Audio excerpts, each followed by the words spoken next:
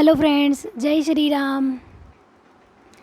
देखो थंबनेल तो आपने देखा है, वीडियो पूरा देखोगे तो आपको पता चल जाएगा कि मैं आज आपको क्या बताने वाली हूँ। एक तो प्रभावी रणनीति बताने वाली हूँ 3 महीने की, क्योंकि जब आचार संहिता लग गई है, कोई वैकेंसी सामने है ही नहीं, तो पढ़ाई करने का मन नहीं करता कि वैकेंसी तो है नहीं, अभी क्या तैयारी कर रहे हैं। या फिर देखो बाद में जब तैयारी करते हैं ना, जब वैकेंसी आई हुई होती है ना, तब माहौल क्या होता है पता है, सबको ऐसा लगता है यार इतने लोग तैयारी कर रहे हैं, कॉम्पिटिशन बहुत टफ है, ऐसा लगता है। क्योंकि सब उस समय तैयारी कर रहे होते हैं जब वैकेंसी आई हुई होती है, लेकिन जब वैकेंसी सामने नहीं होती ना, तो जो सीरियस स्टूडेंट होते हैं ना वही तैयारी करते हैं। तो देखो अगर हमें 2024 में एक सीट पक्की करनी है, तो हमें ये 3 महीने की रणनीति को मतलब इफेक्टिव बनाना चाहिए, प्रभावी बनाना चाहिए। तो हमें किस तरीके से पढ़ना चाहिए, ये 3 महीने आपके लिए बहुत इंपॉर्टेंट होंगे। आप है ना मतलब बहुत आगे बढ़ जाओगे और लोगों से, क्योंकि लोग देखो ज़्यादातर ऐसे होते हैं कि जब वैकेंसी आती है ना, तो वो तैयारी करते हैं। देखो हमें भीड़ का हिस्सा नहीं बनना है, हमें अब क्या करना है, एक सिलेक्शन लेना है, एक सीट पक्की करनी है। और हाउसवाइफ के लिए मैं ज़्यादा इंपॉर्टेंट यूँ कहूँगी कि देखो अभी जैसे त्योहार का सीज़न भी है, उन्हें टाइम भी कम मिलेगा, लेकिन ये 3 महीने अगर आपने ढंग से पढ़ लिया ना, तो आपका सिलेक्शन कोई नहीं रोक सकता और एक सीट आपको पक्का मिल जाएगी। अब हमें पढ़ना किस तरीके से और करना किस तरीके से, देखो तो अब हमें पढ़ना कैसे, जैसे कि हम टारगेट के अकॉर्डिंग चल रहे हैं। तो हमारा फर्स्ट पेपर तो जैसे हिस्ट्री का हमने कवर कर लिया है। जैसे आप कह रहे हो ना राजस्थान भूगोल में बदलाव है, तो आप किस तरीके से करें, तो देखो राजस्थान भूगोल को फिलहाल छोड़ो, लेकिन हमने राजस्थान की कला संस्कृति, हिस्ट्री और इंडियन हिस्ट्री तो हमने की है ना फर्स्ट पेपर की, टारगेट के अकॉर्डिंग की है। कुछ टॉपिक छूट गए थे जो मतलब मैं नहीं दे पाई आपको, क्योंकि देखो मैंने आपके वैसे बताया था कि मेरा बेटा बीमार था और थोड़ी मैं भी बीमार हो गई थी, तो उस वजह से मैं दे नहीं पाई थी। मेरा शेड्यूल बहुत बिजी हो गया था, मैं भी मतलब डेली का टारगेट कंप्लीट नहीं कर पाई, तो मुझे भी वो पिछले 10-12 दिन का कंप्लीट करना है, तो मैं वो भी करूँगी। और ये 3 महीने मतलब ढंग से पढ़ना है हमें। 3 महीने हमें औरों से बहुत आगे लेके जा सकते हैं। तो इस समय हमें 3 महीने किस तरीके से पढ़ना है पता है, 3 महीने से जो अब ये 3 महीने की हम तैयारी करेंगे ना, उससे हमें क्या फ़ायदा है वो भी मैं आपको बता दूँगी। मतलब एक एक तैयारी और 3 फ़ायदे। अब आप सोचोगे कि 3 फ़ायदे क्या है, तैयारी तो एक ही कर रहे हैं, तो वो अब जान लोगे। देखो जो भी आपको समय मिलता है, जैसे तैसे आप करके अभी फर्स्ट पेपर सेकंड पेपर दोनों को मैनेज करके चल रहे थे, 4 साढ़े 4 या 5 घंटे जो हाउस वाइफ को मिल रहे थे, इतना टाइम आप निकाल रही थी, तो कोशिश रखना कि इतना टाइम तो आपको डेली निकालना। ये नहीं सोचना है कि वैकेंसी तो आई नहीं, तो अभी टाइम निकाल के क्या फ़ायदा यार, अभी पढ़ने का क्या फ़ायदा। और देखो ये भी बता दूं मैं आपको कि अगर आपने अभी तक पढ़ाई शुरू नहीं की तो अब कर लो, और किस तरीके से करना है वो मैं बता रही हूँ। तो देखो अब हमें क्या करना है, जो डेली टारगेट से हम पढ़ रहे हैं ना, उसको हमें सिर्फ 30 मिनट का समय देना है। हमें हमारे फर्स्ट पेपर को सिर्फ 30 मिनट का समय देना है। जो चीज़ हमने पढ़ ली है, एक दिन उसका टेस्ट देना है, एक दिन उसका रिवीजन करना है, कभी कौन सा टॉपिक लो कभी कौन सा टॉपिक लो, इस तरीके से सिर्फ 30 मिनट दो। क्योंकि ये 3 महीने ना हमें अपने सब्जेक्ट को मजबूत बनाना है।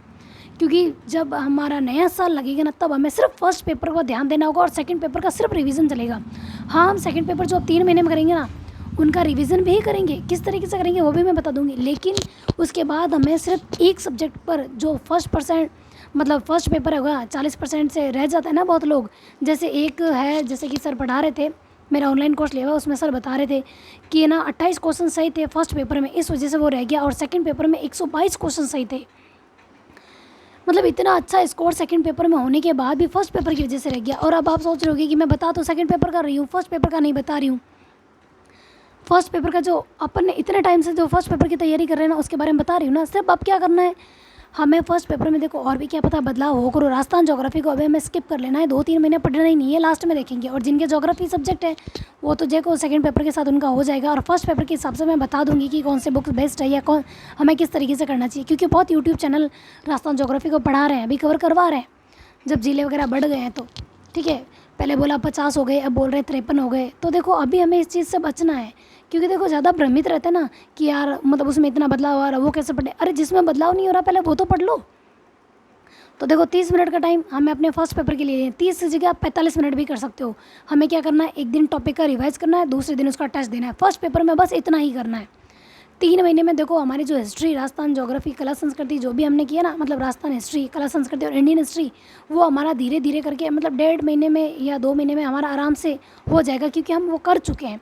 और अगर ये हो जाएगा तो जैसे कि हमने हिंदी साइड में स्टार्ट कर रखी है पारिभाषिक शब्द, या उसमें एडवांस कोई भी चीज़ अपन ऐड कर लेंगे। मतलब जो चीज़ नहीं बदल रही है ना, उसको हम ऐड करेंगे इन 3 महीने में, वही चीज़ पढ़ेगी। तो हमारा ऐसा नहीं है हमारा फर्स्ट पेपर हो नहीं रहा है। फर्स्ट पेपर हो रहा है ना, हिस्ट्री 15 नंबर मतलब 15 क्वेश्चन 30 नंबर की, और हिंदी 5 क्वेश्चन यानी 10 नंबर की, ये तो हम तैयार कर रहे हैं ना। तो देखो 30 और 10 40 नंबर तो हम अभी तैयार कर रहे हैं। ऐसा तो नहीं है फर्स्ट पेपर तैयार नहीं कर रहे हैं, लेकिन अब हमें सेकंड पेपर की रणनीति क्या रखनी है। तो देखो, अगर आपके कोर्स नहीं लिया हुआ है, अगर आप लेना चाहते हो तो ले लो, चाहे वो ऑनलाइन हो ऑफलाइन हो। देखो अभी कोचिंगों में भीड़ नहीं है, तब तक सब सोचते हैं यार कोचिंग मतलब अभी कोचिंग करने का क्या फ़ायदा, अभी तो कोई लोग तैयारी नहीं कर रहे, हम जाके क्या करेंगे। या फिर ऑनलाइन कोर्स लेते हैं ना, तब भी ये सोचते हैं यार अभी तो मतलब क्या मतलब, जब वैकेंसी नहीं है तो तैयार कैसे करें। और जब वैकेंसी आती है ना तो भीड़ बढ़ जाती है, सब कहते हैं यार बहुत कंपटीशन टफ है, इतने सारे लोग तैयारी करें, इतने मतलब आधा तो डर वहीं बैठ जाता है। लेकिन अगर हम 3 महीने पहले तैयारी कर लेंगे ना तो हमें वो डर नहीं लगेगा यार, कितने लोग तैयारी करो ना, चाहे एक पोस्ट के लिए 100 या 200 या 500 लोग क्यों ना हो, अगर हमारी तैयारी अच्छी है तो वो एक पोस्ट हमें ज़रूर मिलेगी। तो ये 3 महीने हमारे यहाँ प्रॉफिटेबल होंगे। तो हमें देखो ये प्रॉफिट कैसे लेना है। तो देखो, अगर आपको लेना चाहते हो कि आप ज़ीरो हो, आपको कुछ नहीं आता, देखो अब आप ये मत कहना कि मतलब अब कौन सा लें क्या करें। देखो ज्योग्राफी का तो मैंने ले लिया, तो मैंने आपको बता दिया कि मैंने कुलदीप यादव सर का लिया, मुझे अच्छा लगा तो मैंने लिया, मतलब मैं बिना सोचे समझे नहीं लिया। मैंने यूट्यूब पे पहले उनकी क्लासेस भी देखी और किसी से पूछा भी, तब मुझे पता चला कि हाँ ये सर बहुत अच्छा पढ़ा रहे। और पूरा मतलब मैं ये चाहती थी कि एक सब्जेक्ट जो मेरा ज्योग्राफी वो एक ही टीचर कंप्लीट कराए, चाहे वो ग्रेजुएशन की हो या स्कूल लेवल की हो, मतलब एमए की हो, सब कुछ मतलब एक टीचर से करना चाहती थी। और कुलदीप सर वो कंप्लीट करवा रहे हैं, बस मैं इस वजह से मैं एक ही टीचर का पढ़ना चाहती थी, इसलिए मुझे वो बहुत अच्छा लगा। मतलब नेवरी सर भी मतलब एक ही है, शायद वो करवा रहे होंगे, मुझे उनका पता नहीं है, मुझे कुलदीप सर का पता है और उनका मुझे मतलब समझ में भी अच्छे से आता है। ठीक है, तो मैंने कुलदीप यादव सर का लिया। अगर आप किसी भी मतलब कोई भी आपका सब्जेक्ट है, जैसे हिस्ट्री है, पॉलिटिकल है, या कोई भी अदर सब्जेक्ट है, साइंस वगैरह है, तो आपको किस तरीके से पढ़ना चाहिए। जैसे एक कॉमन आता है क्वेश्चंस की, एनसीईआरटी कैसे पढ़ें या कौन से चैप्टर हमें पढ़ने चाहिए, तो वीडियो में पूरी जानकारी दे रही हूँ मैं आपको। ठीक है, तो देखो आपको किस तरीके से करना चाहिए। अगर आपके कोर्स नहीं लिया हुआ तो आप सर्च करके कोर्स का पता कर लो। अगर आप जीरो हो तो कि कुछ समझ में ही नहीं आ रहा, बुक से हमें मतलब बुक से पढ़ाई नहीं हो रही है, ये काफ़ी लोग होते हैं। जैसे कि मेरे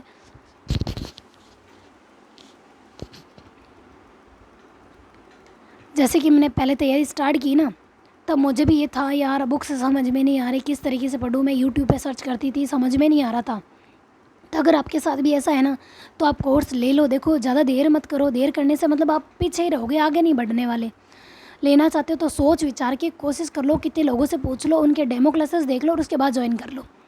और बुक से ऐसा नहीं है कि कोर्स जो लेंगे उन्हीं का सिलेक्शन होगा, जो बुक से पढ़ सकते हैं ना उनका भी सिलेक्शन होगा। बहुत लोग हैं जो सेल्फ स्टडी करके भी तो सिलेक्शन लेते हैं। मैंने इसलिए लिया क्योंकि मेरी ज्योग्राफी वीक है, सीधी बात है, मैं स्पष्ट बता रही हूँ, क्योंकि लॉन्ग टाइम बाद मैंने भी पढ़ाई स्टार्ट की है, तो मुझे भी समझ में नहीं आ रहा। फर्स्ट टाइम मैं फर्स्ट ग्रेड तैयारी कर रही हूँ, कि मैंने अपना पूरा मन बनाया कि मैं फर्स्ट ग्रेड ही सिलेक्ट होना चाहती हूँ। तो मैंने देखो जिस तरीके से भी मुझे कैसा भी टाइम मिलेगा ना, मैं चाहती हूँ कि मैं सर का कोर्स कंप्लीट करूँ। उसके बाद ये आता है कि एनसीईआरटी या बुक कैसे कवर करेंगे, कैसे पढ़ेंगे, तो वो भी बता दी हूँ। बुक वाले भी लोग सिलेक्ट होते हैं, तो देखो बुक सेलेक्ट कर लो, सिलेबस के अकॉर्डिंग टॉपिक के पहले ही निशान लगा लो कि आप पहले कौन सा करना चाहते हो, ग्रेजुएशन लेवल का करना चाहते हो, एमए लेवल का करना चाहते हो या 11वीं 12वीं का करना चाहते हो। मटेरियल आप ले लो, आपका सिलेबस उसमें टिक कर लो और वो पढ़ना चालू कर दो। अब आप कहोगे एनसीईआरटी कैसे पढ़ें। देखो एनसीईआरटी पढ़ना दिक्कत हो रही है ना, तो उनको कैसे करना है, ये आपके पास ऑथेंटिक बुक नहीं है, तो देखो कोई भी एक गाइड आपके पास होगी सेकंड पेपर की आपकी खुद की। जैसे मेरे पास है सैनी ब्रदर्स की पहल बुक ज्योग्राफी की। तो देखो अगर समझ में नहीं आता है ना कि एनसीईआरटी कैसे करनी चाहिए, जैसे मेरे पास तो कोर्स भी लिया हुआ है, लेकिन जिनके पास कोर्स नहीं है, अगर मेरे पास कोर्स नहीं होता तो मैं कैसे करती वो भी मैं बता रही हूँ। तो देखो अगर मेरे पास कोर्स है तो मैं कोशिश करूँगी कि मैं 3 महीने में सर के कोर्स लगभग मतलब कंप्लीट करूँ। कोशिश रहेगी कंप्लीट करने की, लेकिन बहुत सारी क्लासें हैं, देखते हैं 3 महीने में कितनी होती है। एक दिन में ज़्यादा क्लासेस लेने की कोशिश करूँगी और उनका रिवीजन ज़रूर करूँगी। जैसे कि देखो मैं 4-5 घंटे निकाल रही थी ना, 1 घंटा मान लो मैंने अपने फर्स्ट पेपर के लिए निकाला है और मेरे को पीछे 4 घंटे या 3 घंटे भी मिल रहा है ना, तो 2 घंटे तो मैं डेली क्लास लूँगी। मतलब अगर 4 घंटे मिल रहे तो 3 घंटे क्लास लूँगी और 1 घंटा मैं डेली रिवीजन का रखूँगी। क्योंकि जब तक हम रिवीजन नहीं करते ना, चाहे हम कितने नए टॉपिक पढ़ लो कि हमारे कोर्स कंप्लीट कर ले, वो काम नहीं आने वाला। रिवीजन ज़रूरी है, इसलिए मैं कह रही हूँ फर्स्ट पेपर में 30 मिनट या 45 मिनट आप रिवीजन का दे दो, जो आपके पढ़ा हुआ है एक दिन पढ़ो, दूसरे दिन टेस्ट दो। तो देखो जो 4 घंटे है ना, 5 घंटा 1 घंटा तो मैंने निकाल लिया फर्स्ट पेपर के लिए। कोशिश करूँगी मैं 5 घंटे निकल, 4 साढ़े 4 निकाल रही थी, लेकिन अब कोशिश करेंगे। क्यों देखो जब लोग तैयारी नहीं कर रहे होते ना, तब हमारे पास एक मौका होता है उनसे आगे बढ़ने का। अभी जो लोग वैकेंसी की तैयारी कर रहे हैं ना, कि मतलब इंतज़ार कर रहे हैं कि वैकेंसी आएगी तब तैयारी करेंगे, तो आपके पास मौका है उनसे आगे बढ़ने का। तो कोशिश करूँगी 5 घंटे निकालने का, 1 घंटा फर्स्ट पेपर के लिए दे दूँगी। चाहे कैसे करो, एक दिन पढ़ूँगी, एक दिन टेस्ट दूँगी, इस तरीके से करूँगी। प्रीवियस इसके क्वेश्चन पेपर करूँगी। मिलते हैं मार्केट में, आप जाके देखो मिल जाएंगे आपको। अभी मेरे पास नहीं है, लेकिन मेरे पास पवन बरिया सर की बुक है ऑब्जेक्टिव की, वो देख लूँगी, या एक गाइड पढ़ी है मेरे पास फर्स्ट पेपर की, उनमें जो प्रीवियस ईयर्स के क्वेश्चन पेपर दिए हुए हैं वो करूँगी, बस वही। और साथ में मेरी हिंदी है, जैसे मेरी हिस्ट्री कंप्लीट हो जाएगी तो मैं हिंदी के पारिभाषिक शब्द या अन्य कोई भी स्टार्ट कर लूँगी। 3 महीने में इतना ही हो पाएगा, ज़्यादा हो तो अच्छी बात है, लेकिन फिर सेकंड पेपर पे ध्यान दूँगी। अब आते हैं 4 घंटे। तो देखो 4 घंटे में किस तरीके से करना चाहिए हमें मैनेज। अगर आपके पास, देखो हो सकता है बहुत लोगों को कम टाइम मिले, मुझे भी कम टाइम मिलता है, जैसे मेरे 10-12 दिन का गैप हुआ ना, क्या पता 15 दिन का भी हुआ हो, तो मतलब बहुत गैप हो गया बीमार होने से। ठीक है, तो देखो अब 4 घंटे है ना, जिसमें से मैं क्या करूँगी, 2-2.5 घंटे या 3 घंटे तो मैं क्लास लूँगी, 1 घंटा मैं डेली रिवीजन को दूँगी, एक दिन रिवीजन दूँगी, दूसरे दिन, और जो 1 घंटा मैं रिवाइज करूँगी ना, इनमें से मैं कोशिश करूँगी 3 घंटों में से जो मैं क्लासेस ले रही हूँ ना, तो 15 मिनट मैं ऐसे रखूँगी या 20 मिनट ऐसे कि पुराने जो टॉपिक मैं पढ़ूँगी ना, पुराने क्वेश्चन पेपर्स मेरे पास है नाथ के, तो उसमें से एक सेट रोज़ का एक पढ़ने की कोशिश करूँगी। जो टॉपिक पढ़ूँगी वही, उसी के मैं प्रीवियस ईयर्स के क्वेश्चन पेपर देखूँगी कि क्वेश्चन किस तरीके से आ रहे हैं, ताकि मुझे समझ में आए। नहीं तो देखो ऐसे ही मतलब टॉपिक पढ़ने से कोई फ़ायदा नहीं। अगर आप बुक से भी पढ़ रहे हो ना, तो देखो अगर कोई टॉपिक समझ में नहीं आ रहा, या एनसीईआरटी आप अभी नहीं कर सकते कि कौन से चैप्टर पढ़ने हैं, कुछ समझ में नहीं आ रहा ना, तो आपको पहले वो गाइड, जैसे एक टॉपिक पढ़ लिया आपने गाइड का, तो आप बुक में देखो एनसीईआरटी के कि उस टॉपिक से रिलेटेड मतलब कौन सा टॉपिक है आपका सिलेबस के अकॉर्डिंग, उस बुक में कौन सा टॉपिक दिया हुआ है वो टॉपिक पढ़ो। अगर नहीं समझ में आता ना कि चैप्टर कौन सा पढ़ने हैं, तो पहले आप गाइड देखोगे ना, तब आपको पता चल जाएगा कि कौन सा टॉपिक हमारे सिलेबस में है। ठीक है, तो इस तरीके से देखो आप कवर कर सकते हो।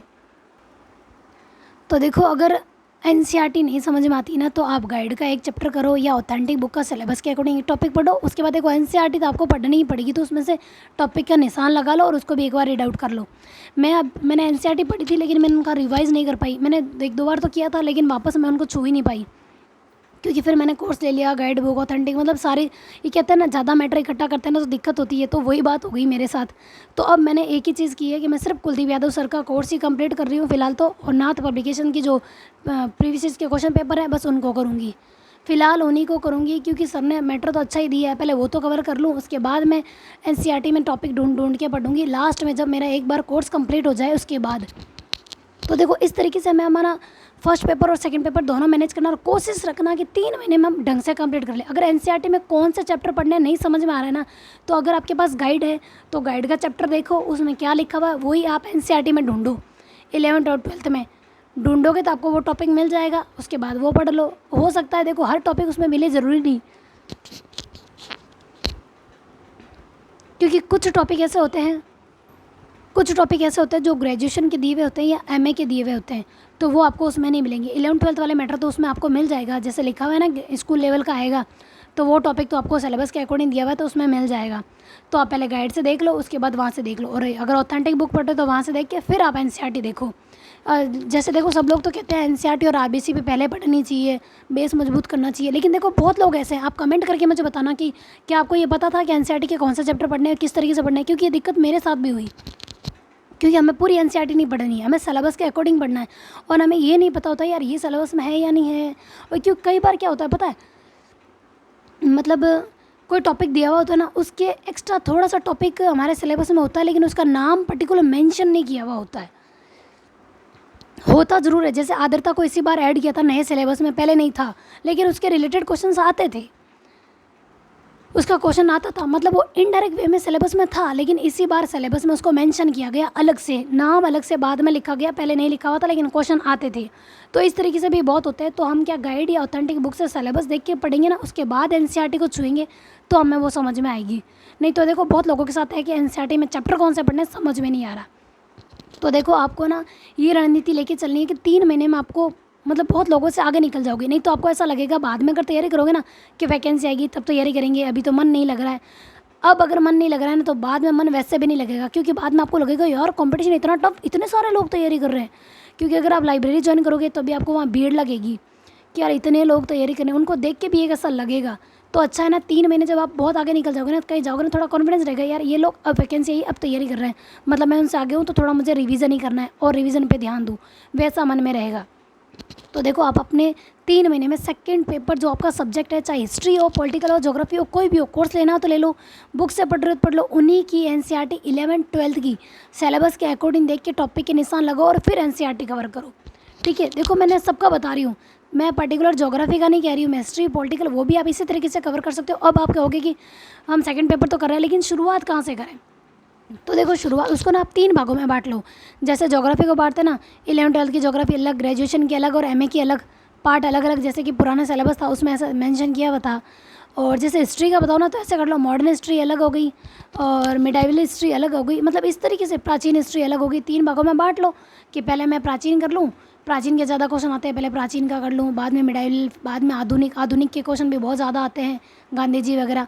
तो इस तरीके से करो। पॉलिटिकल में भी इसी तरीके से डिवाइड कर लो आप, हर चीज़ को आप डिवाइड करके करोगे। पहले मैं ये पोर्शन कंप्लीट करूँगा, यहाँ से ज़्यादा क्वेश्चन आ रहे हैं, और पहले क्वेश्चन पे देखोगे ना पुराने क्वेश्चन पेपर, तो आपको हिंट मिल जाएगा कि क्वेश्चन ज़्यादा कहाँ से आ रहे हैं। जैसे ज्योग्राफी में तो फिजिकल ज्योग्राफी, इंडियन ज्योग्राफी और थॉट से क्वेश्चन ज़्यादा आ रहे हैं, और उसके बाद प्रायोगिक भूगोल से ज़्यादा क्वेश्चन आ रहे हैं। तो पहले पहले ये पोर्शन कर लो। जैसे मैं इंडियन हिस्ट्री पहले कर रही हूँ, इंडियन हिस्ट्री हो जाएगी, उसके बाद फिजिकल ज्योग्राफी, इस तरीके से मतलब। और अगर देखो आपको एक मतलब सब्जेक्ट जैसे कवर करते हैं ना, जैसे मैं आपको बता रही हूँ ज्योग्राफी का, मैं इंडियन ज्योग्राफी कर रही हूँ, तो इंडियन ज्योग्राफी में क्या मैं जैसे भौतिक भूगोल लेके बैठी ना, मतलब भौतिक भाग लेके बैठी, भारत का भौतिक प्रदेश, तो वो क्या बहुत बड़ा चैप्टर है, नहीं समझ में आ रहा था।